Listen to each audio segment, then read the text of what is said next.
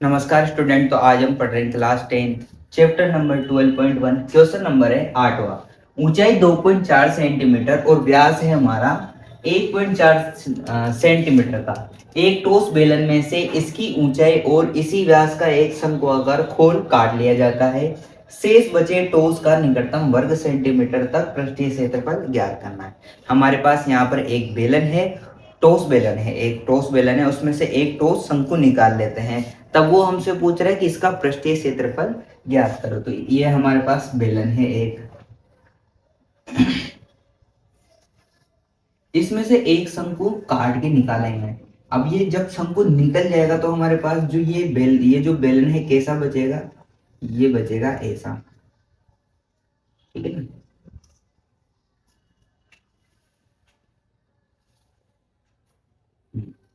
और तो हमको निकालना क्या है, इसका निकटतम पृष्ठीय क्षेत्रफल। तो हमको निकालना जो है वो है एक तो बेलन का पृष्ठीय क्षेत्रफल, ठीक है, बेलन का पृष्ठीय क्षेत्रफल। अब जब बेलन का पृष्ठीय क्षेत्रफल निकालते हैं तो वो खोखले का निकालते हैं, इसका निकालते हैं खोखले का। पर यहाँ पर हमारे पास क्या है, ठोस है, तो जो ये आधार है ये भी है हमारे पास। तो एक हम क्या निकालेंगे, वृत्त का क्षेत्रफल। और एक क्या निकालेंगे हम, यहाँ पर देखो इसको काटने पर जो ये हमारा बेलन है इसके अंदर एक शंकु के आकार का गड्ढा बन गया, तो वो भी हमारे पास क्या है, एक शंकु का पृष्ठीय क्षेत्रफल। मान लो हमने ये शंकु निकाला, ये शंकु, तो ये कुछ ना कुछ क्षेत्रफल निकला होगा यहाँ से। तो यहाँ जितना क्षेत्रफल इसका पृष्ठीय क्षेत्रफल है उतना ही पृष्ठीय क्षेत्रफल यहाँ पर भी होगा। तो ये पृष्ठीय क्षेत्रफल हमको क्या करना है, निकालना है। तो कैसे निकालेंगे, देखते हैं क्या क्या दिया हुआ है हमको। तो हमको दिया हुआ है एक तो बेलन की ऊंचाई, बेलन की ऊंचाई कितनी है, 2.4 सेंटीमीटर। एक दिया हुआ है व्यास, व्यास कितना है d, ऊंचाई को h से लिख देते हैं, हाइट d कितना है 1.4 सेंटीमीटर। तो r यानी त्रिज्या कितनी हो जाएगी, त्रिज्या हमारी हो जाएगी इसकी आधी, व्यास की आधी हो जाएगी त्रिज्या, यानी कि 0.7 सेंटीमीटर। अब हमको जो निकालना है वो क्या निकालना है, जो ये निकालने के बाद, शंकु काटने के बाद इसका पृष्ठीय क्षेत्रफल। तो ठोस का पृष्ठीय क्षेत्रफल। अब देखो ठोस का पृष्ठीय क्षेत्रफल कैसे निकालेंगे, कि एक तो हमारे पास बेलन है, पूरे बेलन का पृष्ठीय क्षेत्रफल है ना, उसमें जो क्या होगा, आधार का जो हमारा वृत्त है ये भी आएगा, है ना। तो यहाँ पर लिख देते हैं अपन बेलन का पृष्ठीय क्षेत्रफल प्लस क्या होगा। अब देखो बेलन तो कैसा होता है, क्योंकि अपन जो पृष्ठीय क्षेत्रफल निकालते हैं पृष्ठ का निकालते हैं, तो वो कोगला होता है, तो अपना यहाँ पर वृत्त नहीं आता। अब यहाँ पर ये क्या है, ठोस है, तो ये वृत्त भी है हमारे पास, तो ये भी इसमें क्या हो जाएगा, जुड़ जाएगा, तो प्लस हो जाएगा वृत्त का क्षेत्रफल प्लस। अब देखो यहाँ से शंकु निकाल दिया तो इसके अंदर एक शंकु बन गया, यानी कि इसके अंदर शंकु का पृष्ठ बन गया, तो उस शंकु के पृष्ठ का क्षेत्रफल निकालेंगे। तो शंकु का पृष्ठीय क्षेत्रफल।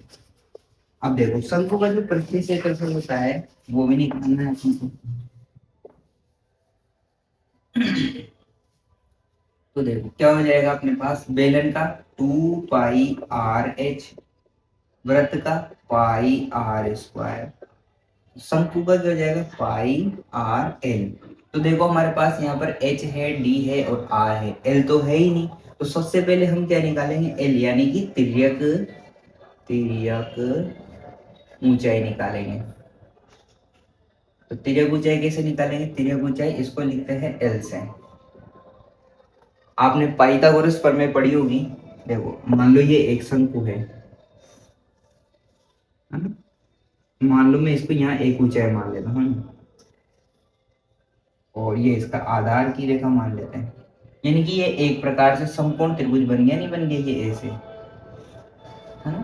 तो हमें ये जो ऊंचाई है ना, ये होती है एल, ये होती है एच, ये हमें दी हुई है, और देखो ये भी हमें दी हुई है, ये व्यास दिया हुआ था, ये त्रिज्या हमारे पास है।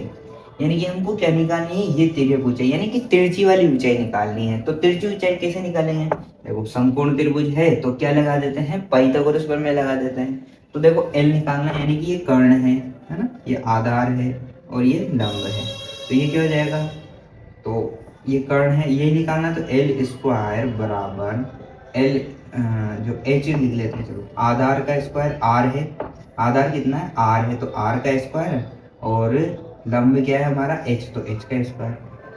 अगर हमको केवल एल निकालनी होती है तो एल निकालेंगे तो ये स्क्वायर हटा देंगे, स्क्वायर अगर उधर जाएगा कैसे हटेगा, अंडर रूट कर देंगे तो स्क्वायर हट जाएगा, तो ये अंडर रूट कर देते हैं।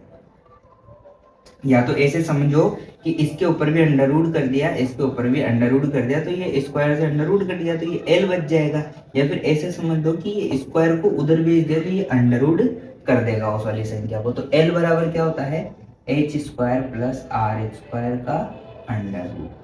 तो हमारे पास देखो h का स्क्वायर, h है हमारे पास, h कितना है 2.4, ये 2.4 का स्क्वायर प्लस r कितना है 0.7 का स्क्वायर।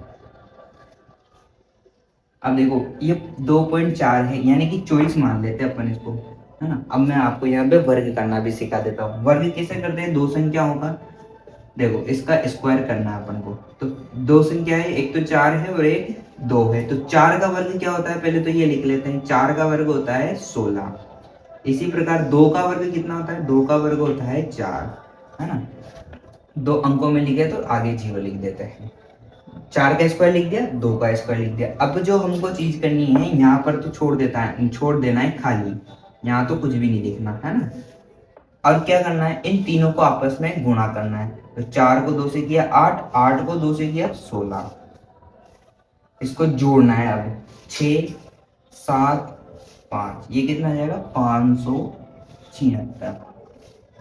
अब देखो अपन ने क्या किया है, यहाँ पर पॉइंट भी लगा हुआ था। अब स्क्वायर करेंगे तो कितनी संख्याओं के बाद स्क्वायर करेंगे, यानी कि गुणा किया है इनको 2 बार, तो कितनी संख्याओं के बाद हमारे पॉइंट था, 2 संख्याओं के बाद था, तो यहाँ भी 2 संख्याओं के बाद पॉइंट लग जाएगा। और यहाँ देखो 0.7 है, यानी कि 7 का स्क्वायर कितना होता है, 7 का स्क्वायर 49 होता है। यहाँ भी 2 संख्याओं के बाद हमारा पॉइंट लगेगा, तो ये यहाँ लग जाएगा, तो 0.49, ये अंडर रूट के अंदर। इनको जोड़ देते हैं अपन, तो 6 और ये कितने जाएंगे 15, हासिल 1, 7 और 4 11, 11 और 1 12, हासिल 1, ये कितना हो गया 625 हो गया। देखा जाए तो 625 किसका होता है, 25 का होता है, यानी कि 2.5 आ जाएगा, है ना। 2 संख्या के बाद है तो यहाँ पर एक अंडर रूट हट जाएगा और हमारा, है ना, क्योंकि 625 किसका अंडर रूट होता है, 25 का अंडर रूट होता है। तो हमारे जो L है, तिर्यक ऊंचाई कितनी आएगी 2.5 सेंटीमीटर। तो ये जो चीजें की थी मैंने वो समझ में आई आराम से, ये आ गया हमारा सेंटीमीटर में।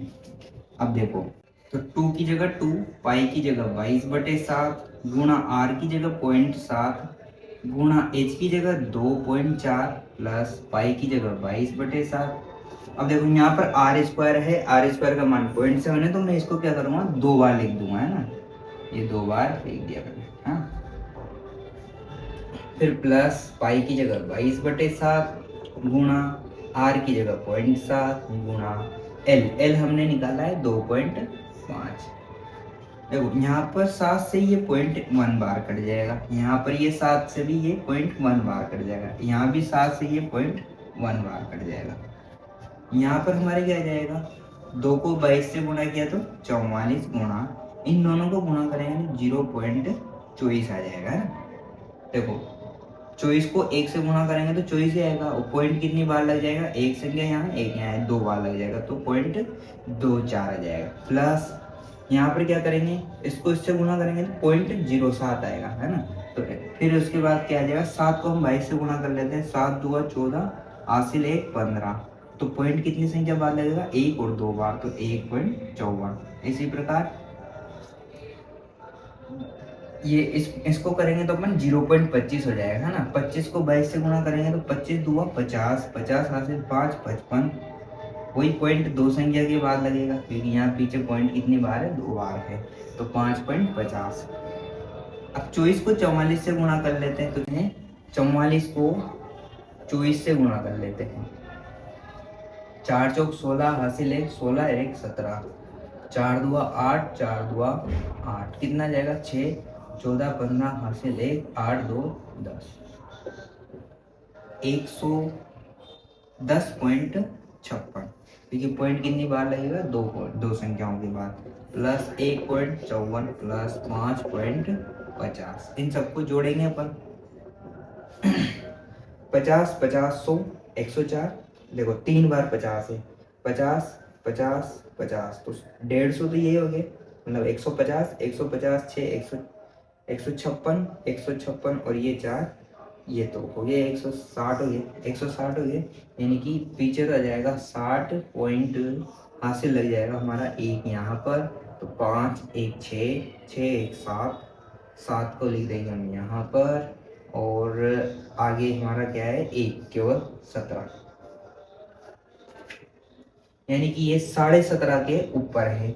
यानी कि जो हमारा बेलन में से एक शंकु काटने पर जो इसका निकटतम पृष्ठीय क्षेत्रफल आएगा वो या तो 17 आ सकता है, या फिर देखो 17.5 है तो 17 कैसे आएगा, 17.5 यानी कि 18 सेंटीमीटर स्क्वायर हम इसका आंसर मान सकते हैं। आंसर ये भी है इसका और आंसर ये भी है। तो कैसा लगा आपको ये सवाल? अगर सवाल अच्छा लगा हो तो वीडियो को लाइक करें, कमेंट करें और शेयर करें अपने दोस्तों में ज़्यादा से ज़्यादा। धन्यवाद।